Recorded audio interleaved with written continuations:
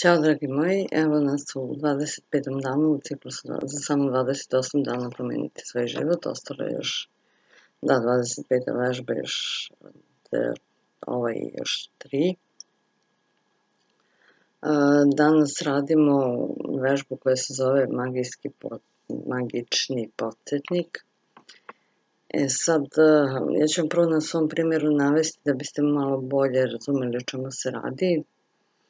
Pre svega ovoga, pre tajne, pre zahvalnosti, moj život je bio potpuno drugačiji. Ja sam ujutro ustajala i išla na posao, ustaneš dan kakav jeste, takav ti, kako sam se probudila, raspoložena, neraspoložena. Sećam se,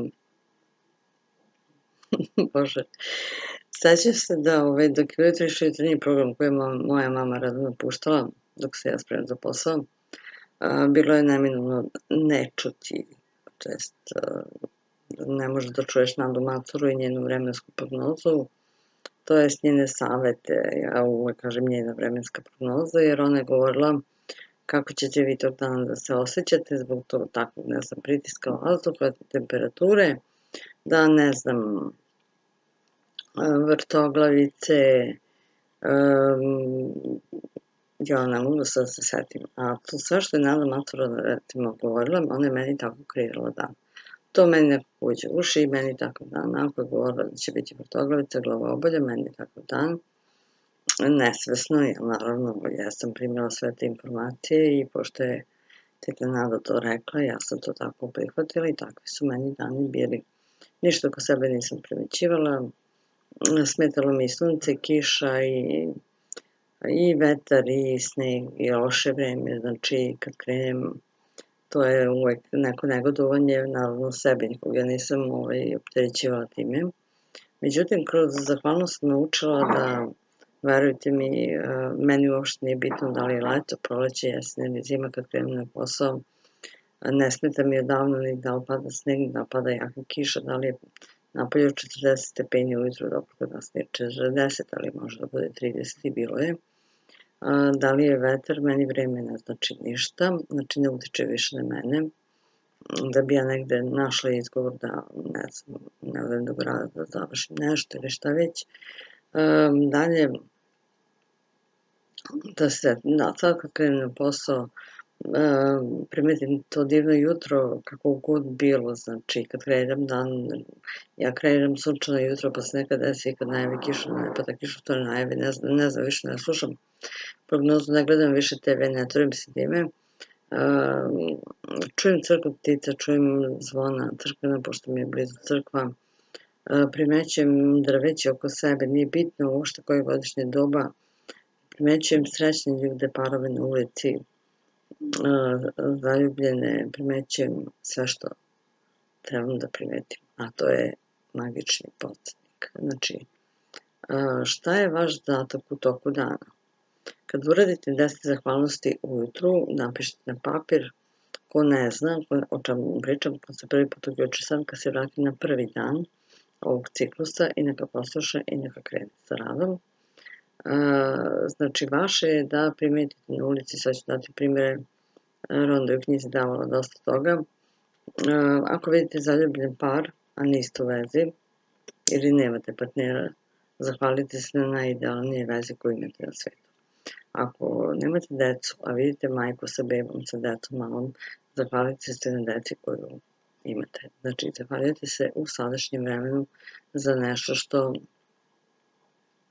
želite. To su vaše želje. Ako vidite kola hitne pomoći, zahvalite se na svom zdravlju i što ta kola nisu namenjena vama. Ako vidite policijski auto, zahvalite se na vašoj bezbednosti, sigurnosti i što opet i taj auto nije namenjen vama. Ako vidite srećnu osobu na ulici, zahvalite se što ste srećni, kako god da se osjećali. Ako vidite osobu koja ima idealnu liniju kako biste vi želi u stvari da imate, zahvalite se na liniji koju imate upravo sada, tako kako imate. Ako vidite čoveka sa štapom koji teško hode ili bolesnu osobu, zahvalite se i tu na svom zdravlju, jer budite zahvalni što niste u toj nekoj takvoj situaciji. Znači, vaš zadatak današnji je da primećujete stvari oko vas nakon zahvalnosti tokom celog dana, šta god to bilo, sve što vam padne na pamet. Ne morate da brojite koliko će to stvari biti, to bi bilo bude, ne znam, među 7 i 10 stvari recimo. Ja sam, čini mi se, negdje bila sebi navela 10, ali sam uradila više 10, jer sam na putu i vraćajući se do posla imala razne situacije i u svakoj sam pronalazila razlog za zahvalnost. Znači, to je neki magični podsjetnik koji treba da vas podsjeti na sve one stvari koje vidite svakog dana, nikada ne bi palo na pamet da tako nešto uradite, a u stvari sa tom zahvalnošću vi prizivate zakonom privlačenja i svojom željom da ostvarite želju.